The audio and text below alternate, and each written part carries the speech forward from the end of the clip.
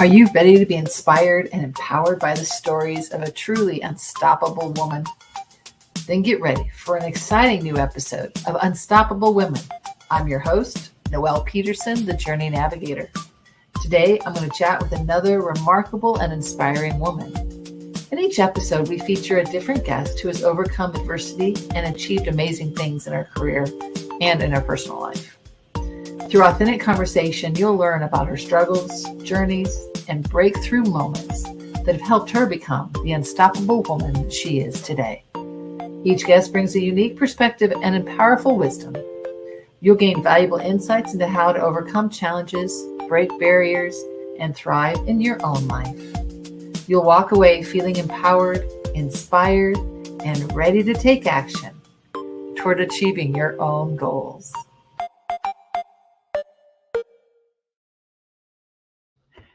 Good afternoon on a special broadcast. Today we've got Alexandra Watkins. She's a brand name expert and author of Inc. Top 10 Marketing Book.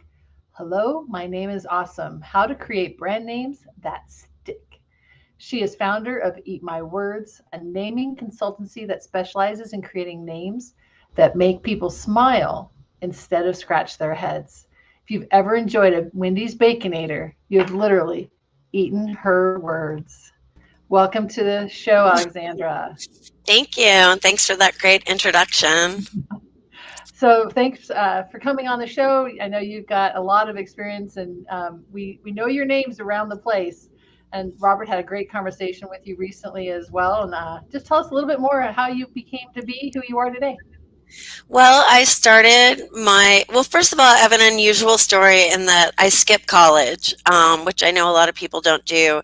And my parents were not really in favor of, but as my mother always says, you can lead a horse to water, but you can't make it drink. So I was just ready to be in advertising already. I had discovered that I wanted to be in advertising when I was in 8th grade, and I didn't want to go to more school. So, I found a small advertising school that just happened to be right in my own backyard. And I was able to kind of talk my way into working in some ad agencies.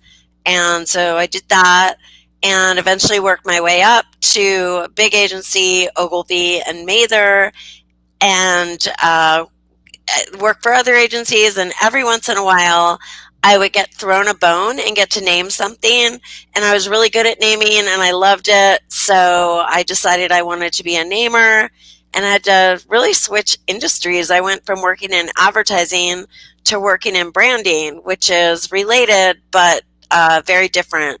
So I had to kind of start over, and that was almost 20 years ago, and I did it, and here I am. That's awesome. And tell us a little bit about how it feels and how it affected you and being in the niche and where you loved being, and a little bit different than what you enjoyed doing. It was a little bit, different niche. Yeah, I loved being a copywriter, but naming to me was just way more fun. And it's also a lot, for me, it's easier because I don't have to string words together. I'm just doing one to 3 words at a time and being super conceptual. So all of those skills I learned in advertising, how to concept and make emotional connections, I could just apply that to what I do here. And yeah, I love every day is something different. I mean, right now I'm working on naming some high performance socks that are patent pending. I'm naming a new consumer home health test kit. I'm naming some autonomous surface vehicles that will be used by the military. Some new garden soil, and I know like very few people would get excited about naming dirt, but I treat every project with enthusiasm and excitement, and it really helps. I mean, it sounds very exciting, and because you do get a broad variety of topics. Yeah. Does it take longer to name an item versus writing copy? Yeah. No.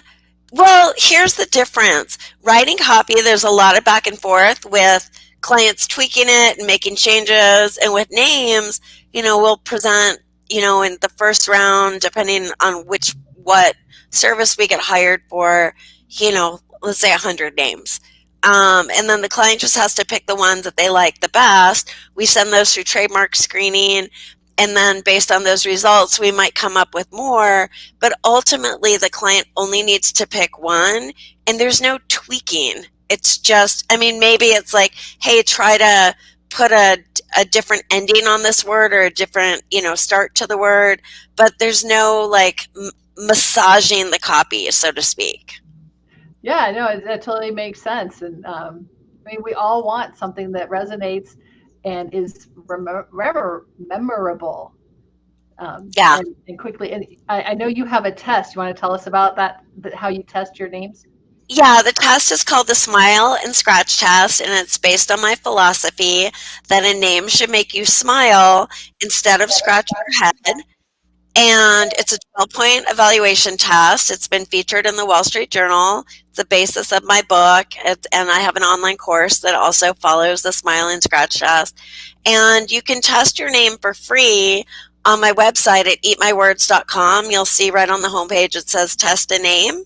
And so you can run any name through there, and it will tell you how strong your name is based on a series of questions that you'll answer about it. I think I know where a few of us will be going after the call today. That's awesome. Tell us how you as a woman have grown and shown who you are through this life that is often so male dominated. Yeah, well, I'm lucky. I was raised by a feminist, so I never really realized.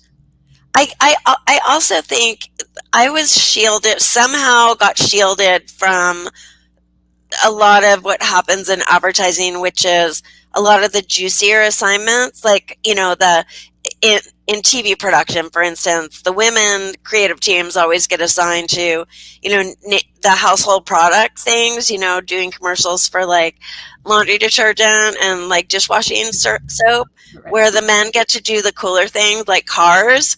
But I somehow, everything I've ever done, I just get excited and I love what I do. So I never really cared what I was working on.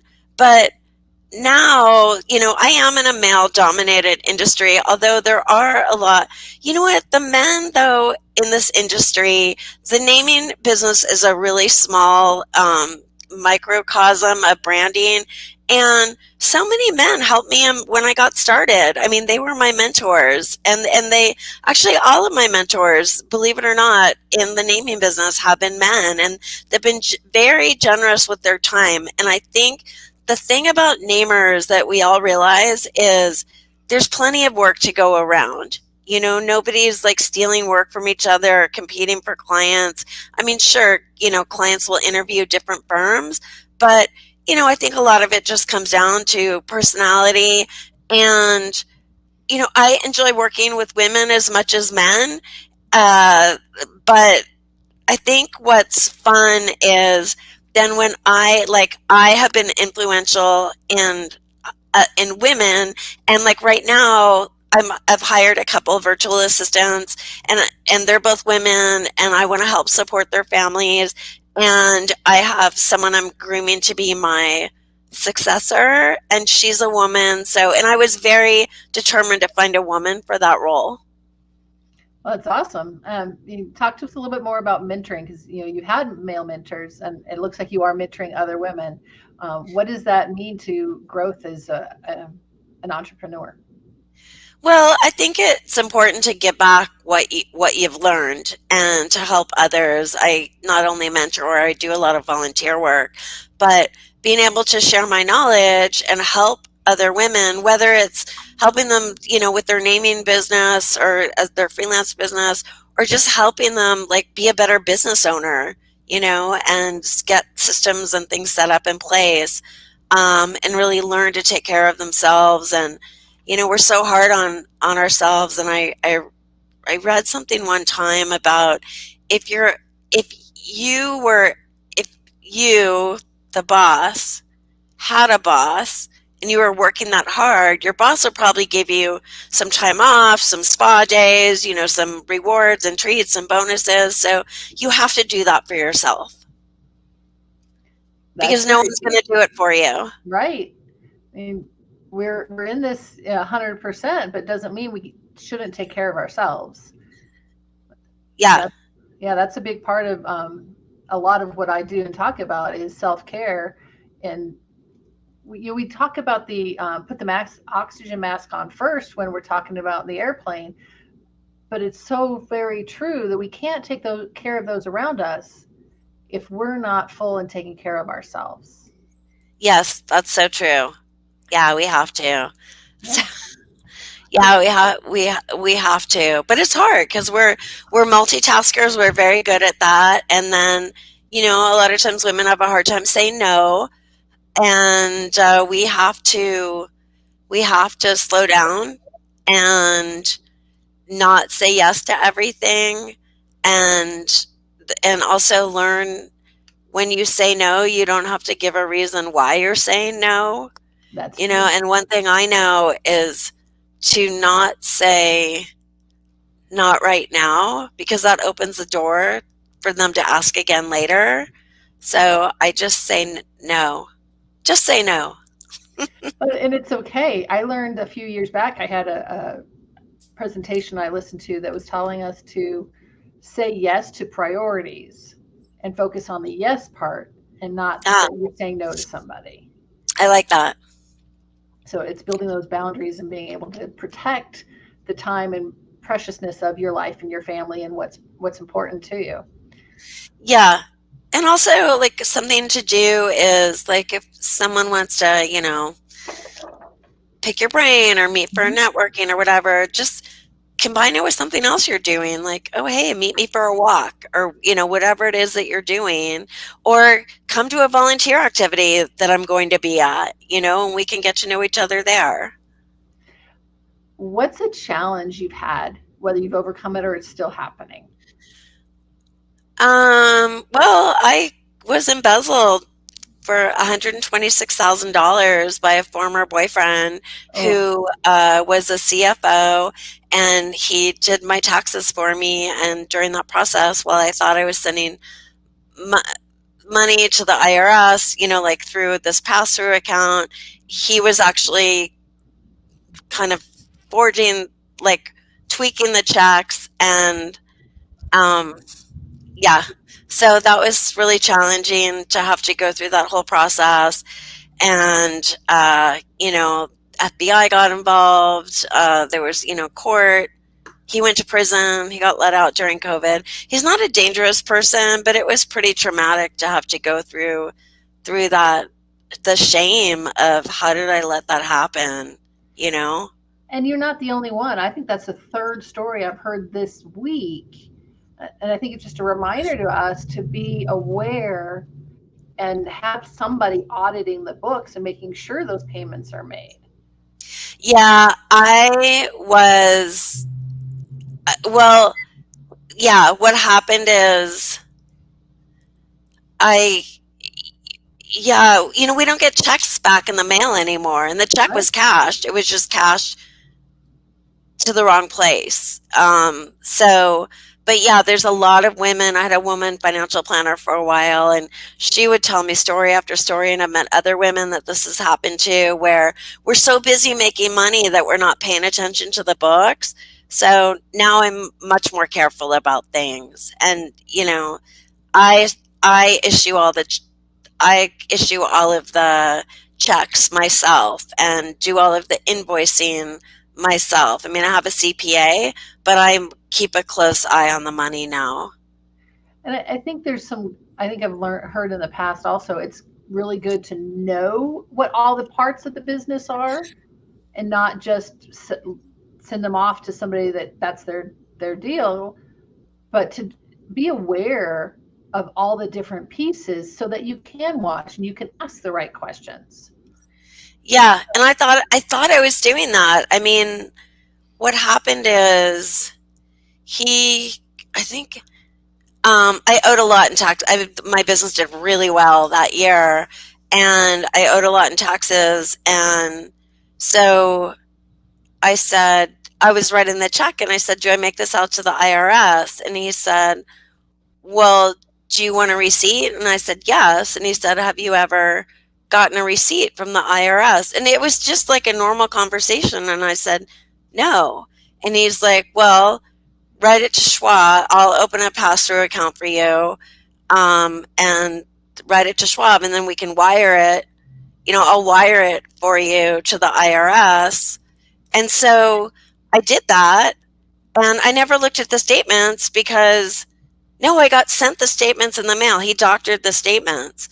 And so I just didn't know any better, and so the checks would get $45,000 check got cashed, but I didn't see that it got cashed to Schwab, and he put it into his account at Schwab. I just saw on my bank statement that the check got cashed, so I didn't, there was no check to flip over, and I wasn't like clicking on it, on my B of A statement to see the back of the check. I just, I was none the wiser, and it was shocking when I found out. That was just a really dark time for me. But I came through it, and I learned a lot about myself. I'm very resilient. Of course, yes, you are. And there's a lot we learn from everything that we do. Life is constant growth. I know Eat My Words is growing, and you said you've got all these projects on your plate. Where do you see yourself in Eat My Words, in 5 years? In 5 years, I would like to be. It's so hard to think of retiring because I'm almost 60. I'll be 60 in January. Wow. Yeah, I'd like to be retired right now. I'm putting all of the systems in place to, groom a successor, automate a lot of my processes, to take all of the naming lists that I've done over the past almost 20 years and clean them up, categorize them, like really package my business so it's ready to sell, and that I have everything, things that right now are being done manually are being automated. Everything from, appearing on a podcast. I'm on 2 podcasts a week, and I always, hear, cut and paste, here are the show notes, here links, here's my bio. So just to kind of have some of that more automated, or all automated, and also have one of my virtual assistants handle all of the back and forth with the podcasters, so I don't have to. So I just, come on stage, so to speak, to do the podcast. Yeah. Why do all the stuff that you don't need to? We've got all these other people that can help us, and they need jobs and need experience to grow too. Yeah, and I have been hiring virtual assistants in the Philippines who are incredibly talented. They speak and write perfect English, and you pay them $6 an hour, and it's a good living for them because they're used to making $3 an hour. So they're making a good living, and you're helping support their families, and you're able to offload a lot of stuff that you normally would be tempted to do yourself just to save the money. And it also, it forces you to get it together more because you have to stay organized for them. That's so true. And part of the saying no is allowing somebody else to do their part and learn and do what their genius is. So you can focus on naming what you enjoy and love doing, and help the next generation and help others with jobs and experience and growth and mentoring. I think that's wonderful. Yeah, and it's so gratifying. I've had a number of interns over the years, and it's so gratifying to see them move on and them like really thrive and grow. And I have so many of them that are just rock stars. I mean, really, it's so exciting. But I'm really good at picking interns. I guess I was doing a lot of in-person speaking when I lived in the Bay Area at lots of universities, and it was always the students that would come up to me after I would speak, and they would ask the questions, and they would be the most engaged. Those were the go-getters, or somebody that had read my book and wrote, took the time to write to me. Like, I knew that they had they had what it takes to really get ahead. They were fearless, and that's what I really look for. Yeah, and my husband and I are in the coaching world, and so there's a lot of, are you coachable? Are you teachable? Are you willing to learn and grow? Otherwise, mentoring and coaching isn't very effective. Yeah, It's that got to is be a true. two-way street. Yeah. Uh, Anything else you'd like to share with us today? Well, let's see. I want to quickly walk everybody through the smile and scratch test Yeah, because we go have ahead. a couple minutes. So, smile is an acronym that for the 5 qualities that make a name great. And scratch is an acronym for the 7 deal breakers when you need to scratch it off the list because it makes people scratch their head. Mhm. So, smile stands for suggestive. You want your name to suggest something positive about your brand. M is memorable. So for something to be memorable, it needs to be based in the familiar, and not, and so, for instance, kryptonite locks repel bike thieves, and we all know kryptonite from Superman. The I in smile stands for imagery. When people hear your name or see your name, if they can picture something in their head, it will help them recall it later from their brain's dusty filing cabinet. Oh, nice. The L in smile stands for legs, and that means that your name lends itself to a theme. So, for instance, with Eat My Words, we have like our blog is called The Kitchen Sink, for instance. And then the E in smile stands for emotional. Your name needs to make an emotional connection and resonate with your target audience. Otherwise, it's going to go right over their head. And scratch, the S in scratch stands for spelling challenge. You don't want your name to look like a typo. It's just going to frustrate people, and your name needs to be friction free. The first C in scratch stands for copycat. Your name needs to be unique, like you are and your brand is. Why be somebody else when you can be yourself? And also, when you're a copycat, you open yourself up to trademark infringement. The R in scratch stands for restrictive, and that's where you limit future growth because you get locked in to something.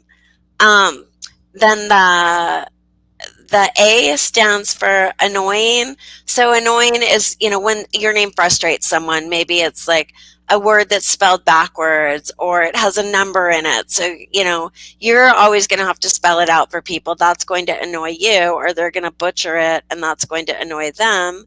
And then the SCRAT, the T stands for tame, and that's where your name is kind of flat and boring and descriptive. And the second C stands for curse of knowledge, and that means where you may get it, insiders may get it, but your target audience won't get it. So you need to make sure that your name isn't foreign to people, whether it's unfamiliar or a foreign word. And then finally, the H in scratch stands for hard to pronounce, and you want your name to be intuitive to pronounce, so people don't butcher it or struggle with it or embarrass themselves trying to pronounce it. I think those are amazing. Those are awesome and so easy for us to attach and think through and just process those things, because we do tend to use words that aren't clear. And the spelling, I know my husband and I have had at Value to Life coaching for 5 years, and we always have to say use the number 2. Oh, So right. Yeah, yeah. yeah, So you feel the pain, right? yes, Yeah, and I totally. tell I tell people that, like, look, I've heard all the stories, so I know this. I'm not just saying that and like trying to make your life harder. I'm trying to make your life easier. It is, and it's thinking through those things of making it clear and just taking the time to think and process what you're actually doing, because you are going to live with this for a while, Yeah, hopefully yeah. forever. Yeah, your brand name will last longer than any other investment you make in your business. So make it a good one. Yep, All that is true. right. How can people find you, Alexandra? At eatmywords.com, And I'm at Alexandra at eatmywords.com. And yeah, if you have questions, send me a question. If you want to know where I got my great $6 an hour VAs, I can help you there and give you a discount code too. Nice.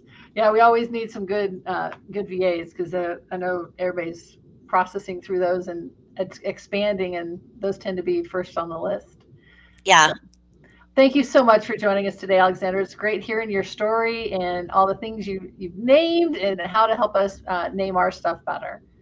Thank you, Noelle. You covered so much ground in such a short time. I applaud you for that. You ask good questions. Thank you. And we'll be back next week. Are you an entrepreneur or business owner? If so, you need to know about the Achieve Systems Business Building Membership. We are one of the best referral-based communities that wants to refer you. We help generate you thousands of leads per year. We also provide you an incredible mentorship program that has won many awards. We don't stop there. We have 60 plus opportunities to take your business to the next level, like authoring and publishing books and many, many more. Go to achievesystemspro.com and get started today. Thank you so much for joining us today, and a huge thank you to our guest for sharing her wisdom, experience, and insight. It's been an absolute pleasure and honor to have her on the show. The incredible stories and achievements of the women we feature on this podcast are not just inspiring, they're a call to action. They remind us that we are capable of achieving anything we set our minds to. I encourage you to take that first step toward realizing your dreams and living your best life. Don't wait for permission. Believe in yourself. And if you're looking for support and guidance on your journey, I invite you to join me. Text WOMEN to 55444 to learn more about how I, your Journey Navigator, can help you unlock your full potential. Remember, you are unstoppable. Let's make big things happen together.